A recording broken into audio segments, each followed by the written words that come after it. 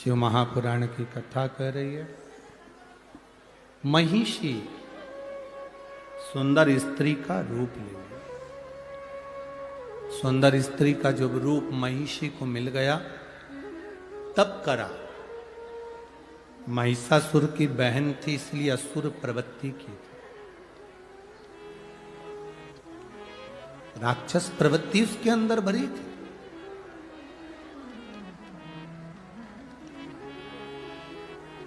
ब्रह्मा जी प्रकट हुए, मांगो तुम्हें क्या चाहिए, क्या दिया जाए।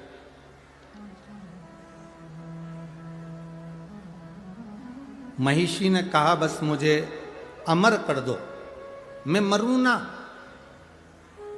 मेरे प्राण ना छूटे। ब्रह्मा जी ने कहा ऐसा तो कभी हो नहीं सकता कि तुम्हारे प्राण नहीं जाएंगे, मरना तो पड़ेगा, प्राण तो जाएंगे। तुम और कुछ मांगना चाहो तो मांग सकते हो।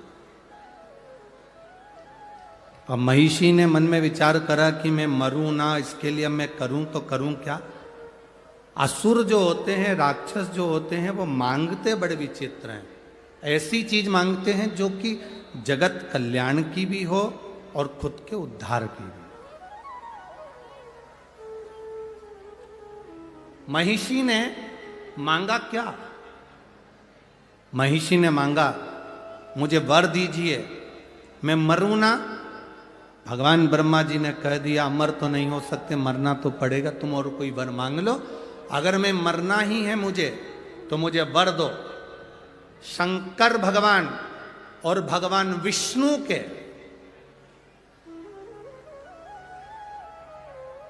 शिव और विष्णु के द्वारा प्रकट उनकी संतान मुझे मारे। अब जरा विचार करिए, तारकासुर ने मांगा था कि शंकर भगवान की संतान मुझे मारे।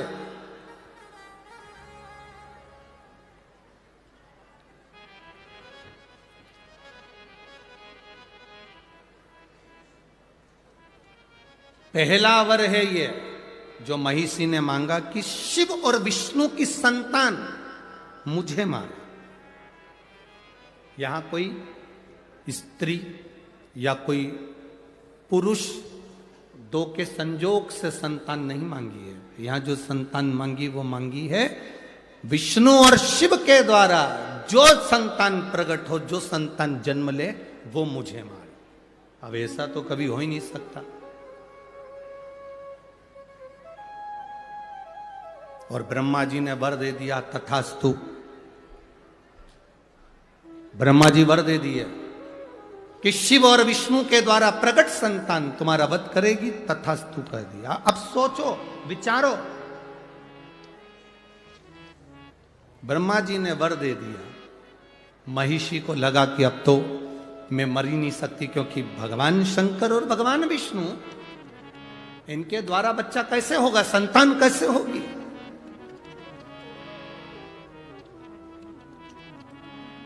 पर महाराज, रचा है सृष्टि को जिस प्रभु ने,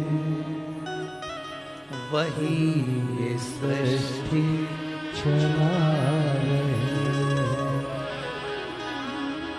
जो पेड़ हमने लगाया पहले, उसी का फल हम अब पा रहे हैं।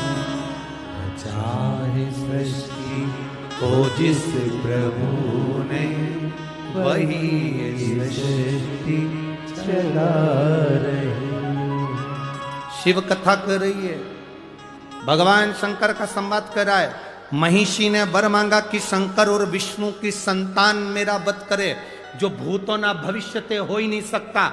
एक पुरुष और स्त्री की संतान प्रकट होकर मार सकती है, पर दो देवता शिव और विष्णु की संतान कैसे हो, ब्रह्मा जी ने वर दे दिया, तथास्तु। सृष्टि की रचना करने वाले ब्रह्मा जी अब वर तो दे बैठे, अब विचार में पड़ गए कि वर महिषी को दे दिया कि शंकर और विष्णु की संतान इस महिषी को मारेगी, करें तो करें क्या। ब्रह्मा जी संकोच में पड़ गए, एकांत में जाकर बैठ गए, बहुत गहन चिंतन करने लगे, क्या होगा, संतान कैसे होगी, संतान की प्राप्ति कैसे होगी। आया समय, राक्षसों ने उपद्रव मचाया, समुद्र मंथन का समय आ गया और रचा है सृष्टि को जिस प्रभु ने, वही ये सृष्टि चला रही। बस आ गया समय, मंथन का समय आया, देवता असुरों के बीच में साझा हुआ, अमृत निकलेगा, पाएंगे। मंथन के समय पर सब कुछ निकला, विष भी निकला, रतन माणिक मोती औषधि सब निकले, बाद में अमृत निकला। अमृत असुर लेकर चले गए, तब भगवान नारायण मोहिनी स्वरूप धारण कर लिए। कौन सा स्वरूप रखा भगवान विष्णु ने? महिषी ने वर क्या मांगा था? भगवान नारायण और शिव के द्वारा प्रकट संतान मेरा वध करे। अब राक्षसी तो राक्षसी, उसने उपद्रव मचाना चालू कर दिया। भले वो सुंदर बन गई तो क्या हुआ, वन में रहने लगी, उपद्रव करने लगी, भयंकर उपद्रव मचाया, भयंकर उपद्रव।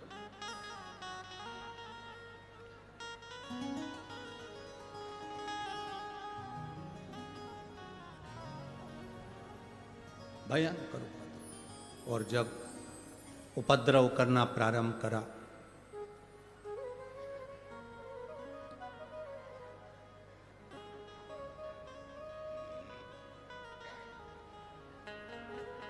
संहार करना जरूरी है।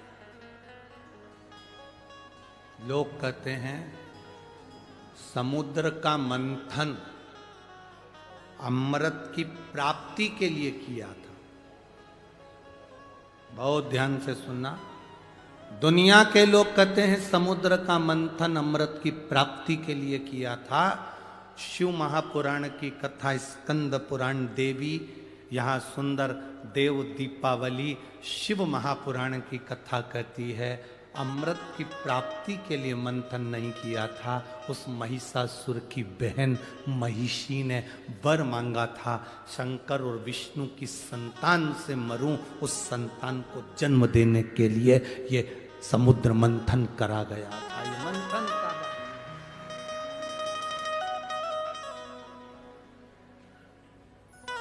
भगवान विष्णु ने मोहिनी स्वरूप धारण करा।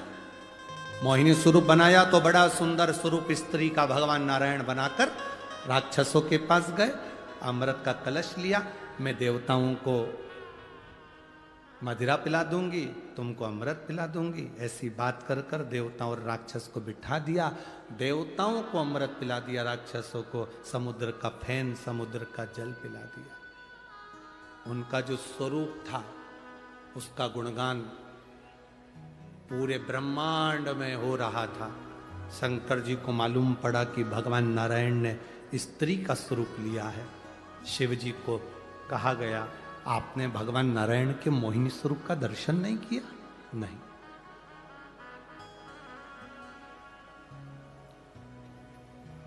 और पकड़ के गोरा जी की बैया,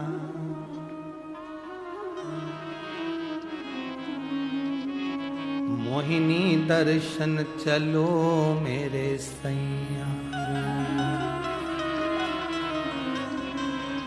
पकड़ के गौरा जी की बैया, मोहिनी दर्शन चलो मेरे संग।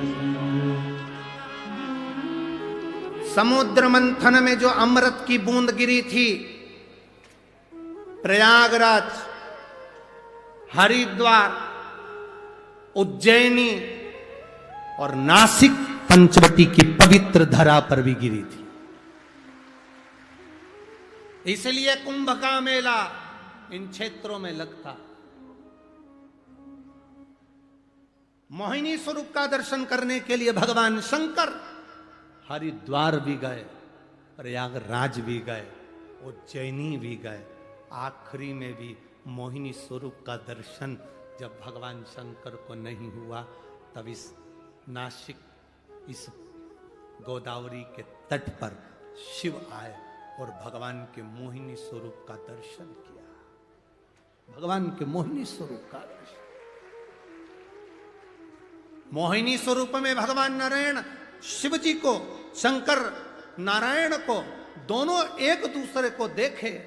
देखते ही उसी समय पर दोनों के नेत्र की मिलन की दृष्टि इतनी प्रबल थी, इतनी प्रबल थी कि शिव सुध भूल गए भगवान नारायण को देखकर, नारायण सुध भूल गए भगवान शंकर को देखकर। नेत्रों से दोनों के अश्रु गिर गया। वो अश्रु का मिलन मां पार्वती जी के हस्त कमल पर हो गया। उस मिलन से एक बच्चे ने जन्म ले लिया, जिस बच्चे को सुंदर पंपा नदी के तट पर छोड़ दिया गया। पार्वती से शिव ने कहा, इस बच्चे को यहां छोड़ो। क्यों? यहां मेरा एक भक्त रहता है, पास में पंडालम नगर है, जिस नगर में मेरा एक भक्त रहता है राजशेखर। वो भक्त मेरा गुणगान करता है, नारायण की उपासना करता है, उसके घर में औलाद नहीं है, उसको ये संतान देना है। ये संतान प्रभु, ये ब्रह्म भगवान विष्णु और आपके मिलन से हुई है। भगवान ने पार्वती से नहीं कहा कि ये महिषी को मारने के लिए हुई, ये तो मेरे भक्त के घर में संतान देना, भक्त के घर।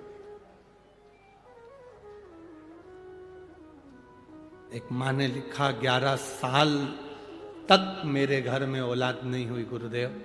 आखिरी में जब सब तरह से हार गई, जब सब तरह से हार गई, तब किसी ने कहा कि एक बार सफेद आंकड़े की जड़ का प्रयोग करो, संतान जरूर हो।